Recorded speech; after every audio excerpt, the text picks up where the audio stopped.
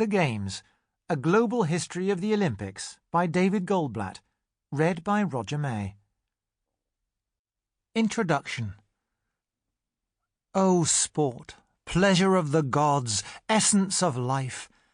You appeared suddenly in the midst of the grey clearing which writhes with the drudgery of modern existence, like the radiant messenger of a past age when mankind still smiled, and the glimmer of dawn lit up the mountain tops, and flecks of light dotted the ground in the gloomy forests.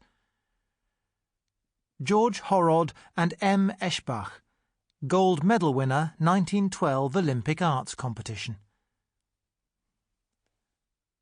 Baron de Coubertin had long believed that sport was not antithetical to the arts, but a distinct and important component of a society's cultural life.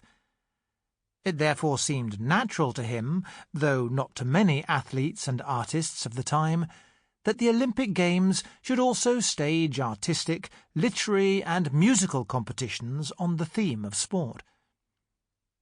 In the run-up to the 1912 Stockholm Olympics, he made repeated attempts to persuade the Swedish hosts to stage such an event, but after consulting their own artistic community and finding them either baffled or antipathetic to the notion, they politely declined the offer. Unperturbed, the Baron announced independently that there would be a competitive artistic strand to the 1912 Games, and sent out a call for entries to be posted to his own address, where, as far as one can tell, he alone served as the judging panel. In the poetry section, the prize went to Horrod and Eschbach's florid Ode to Sport. It certainly would have appealed to the Baron's own rather peculiar religiosity and over-dramatic understanding of ancient and modern sporting history. Yet, in some important ways, they were absolutely right. The ancient world had its games, but the modern world played sport.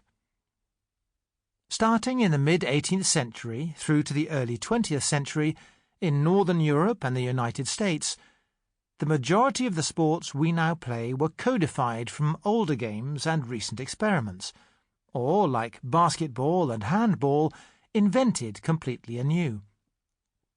Unlike almost all pre-modern games, they were separated out from religious or local calendars, rituals and purposes, acquiring their own internal meanings and pleasures. Unlike the intense parochialism of the pre-modern world, these sports were given stable written form that allowed them to spread nationally and then globally, secured by the creation of modern rational bureaucracies to administer them.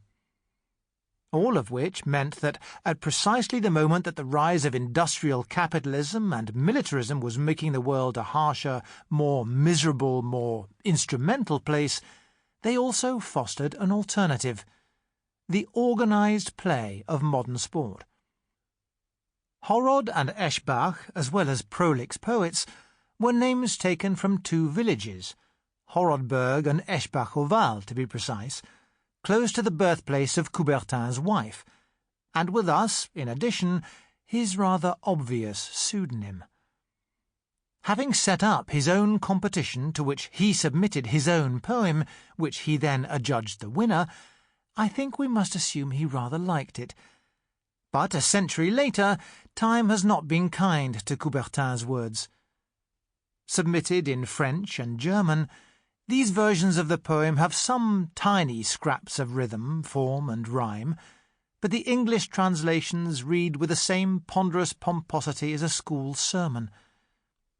Given the sanctimonious tone of the words, this is perhaps its natural genre. For the most part, it is just an excruciatingly bad exegesis on the model of amateur gentlemanly sport, pioneered in the elite educational and military institutions of the West in the 19th century, where sport built the character and moral framework required to rule empires and their unwashed masses. It was this, and only this group of athletes, and this kind of sport, that was getting the mountain tops of modernity glimmering. Thus, not much can be salvaged of Coubertin's ideological legacy. Sample complete. Ready to continue?